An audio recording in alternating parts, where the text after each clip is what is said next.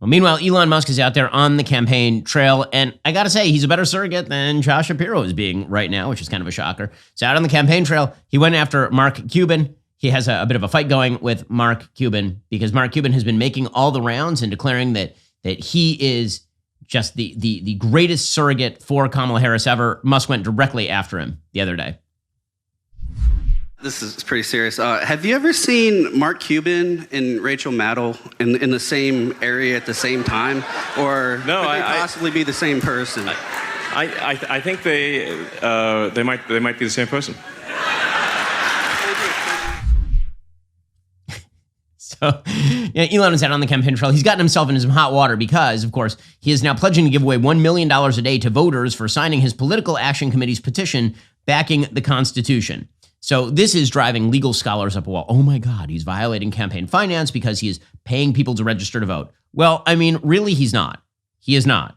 Okay, so if you were going to bribe somebody to register them to vote, you'd go to their house and you say, I am going to enter you into a lottery for you to register to vote. If there is, however, for example, a petition, which is what he is doing, and you have to be a registered voter in order to enter to win the $1 million, is he paying you to register you to vote, or is he basically offering you something to sign the petition? That's the question here. So the left, now in an attempt to get money out of politics, which is highly amusing because Alex Soros is taking a picture with a high-profile Democrat every single day atop his Manhattan skyscraper, showing that he is basically stuffing money into their pockets. They're now saying that Musk is intervening in the election too much. So CBS News is very mad about it. They say the ex-owner had previously offered supporters $47 for each registered voter in 7 battleground states that they could get to sign his petition, a nod to the fact that the winner of the November 5th election will be the nation's 47th president. Rick Hassan, a UCLA law school political science professor, said, quote, though maybe some of the other things Musk was doing were of murky legality, this one is clearly illegal. He pointed to a law prohibiting paying people for registering to vote or for voting.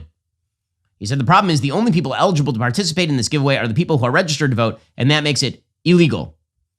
Now, again, I'm not sure that that's actually the case, because if the eligibility to register for this lottery is that you have to be a voter, but you also have to have signed the petition, is it about you having been a registered voter or about signing the petition? Apparently, Musk awarded a check during an event Saturday in Harrisburg, Pennsylvania, to a man identified as John Dreher. A message left with the number listed for Dreher was not returned on Sunday. Musk will give out another check on Sunday as well.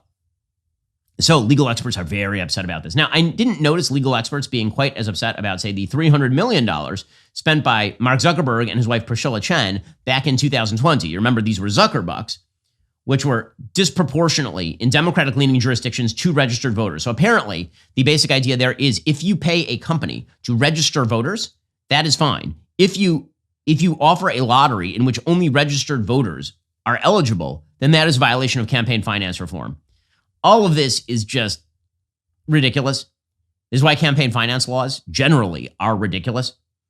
If you're paying people to vote in a particular way, that, by the way, should be treated differently legally than even paying people to register to vote. It's just in my own personal opinion. Those sorts of incentives are granted all the damn time. I mean, Democrats are constantly going door to door and basically granting incentives to people in order to get them to vote for a particular party, let alone to get them to register to vote.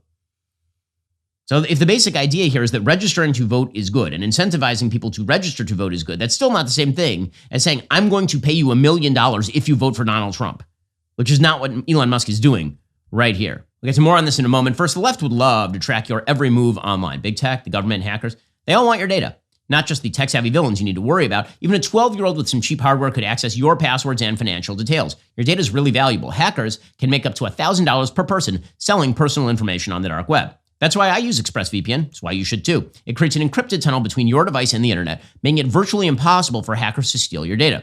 We're talking military-grade encryption here. It would take a hacker with a supercomputer over 1 billion years to crack it. ExpressVPN is incredibly easy to use. Just fire up that app, you click one button, now you're protected. It works on all your devices. We're talking phones, laptops, tablets, so you can stay secure whether you're at home or whether you're on the go. I personally use ExpressVPN every single day. ExpressVPN gives me peace of mind knowing my research, communications, and personal information are protected from prying eyes. So don't wait until it's too late. Secure your online data today. Scan the QR code on screen, click the link in the description, or visit expressvpn.com/Ben Shapiro Show. By visiting my special link, you'll get an extra 3 months of ExpressVPN service for free. doesn't like save money, right? Again, that's ExpressVPN.com/Ben Shapiro Show, ExpressVPN.com/Ben Shapiro Show to protect your data today.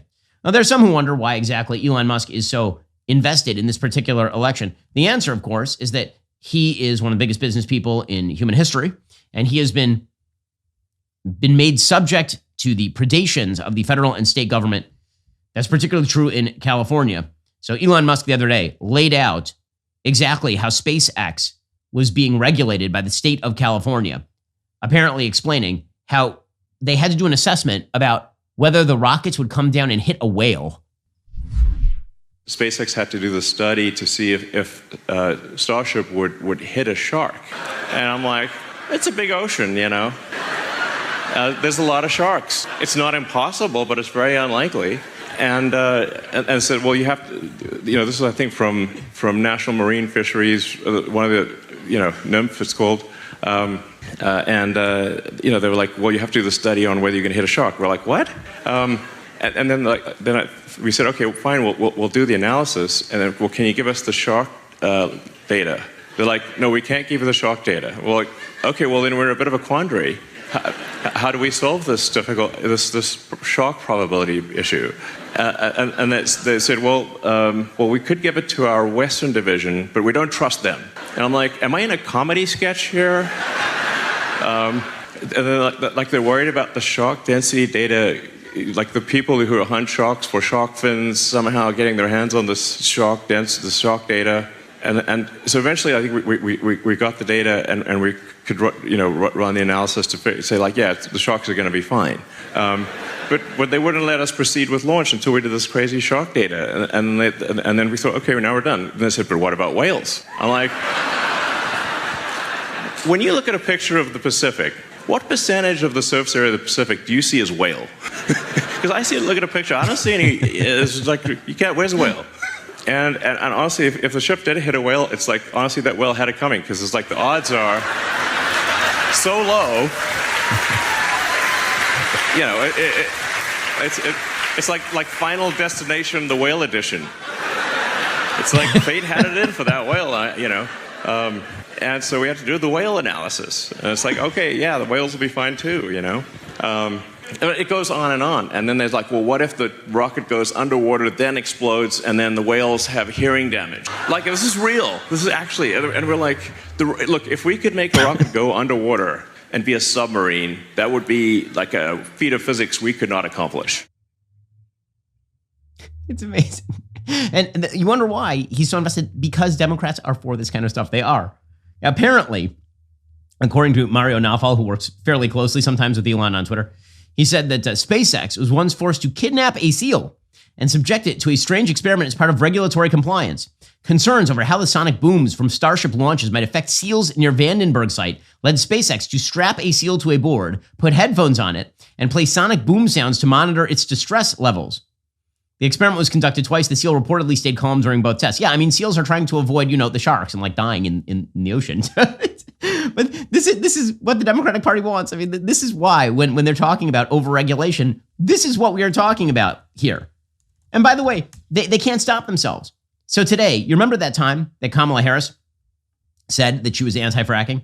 And then she came forward and she said that she was pro-fracking? Well, now, apparently, they are now walking back their support for fracking again. According to Andy Kaczynski, who is a very good reporter for CNN, he said the Harris campaign aide seems to be walking back her support for fracking on the campaign trail. A top climate campaign staffer told Politico Pro Notes she's not promoting expanding it, and said she didn't promote increased leases for fracking in the Inflation Reduction Act. But Harris has repeatedly cited those leases in campaign events to shore up her bona fides on fracking. So she's trying to walk back her support for fracking in the middle of the election cycle, where she's running behind in Pennsylvania. Genius level stuff from this campaign. Are you tired of the lies and the twists of the mainstream media talking points? Yeah, me too. Join me in my newest series, Fact, where I dismantle and bring truth to this tiring mainstream agenda.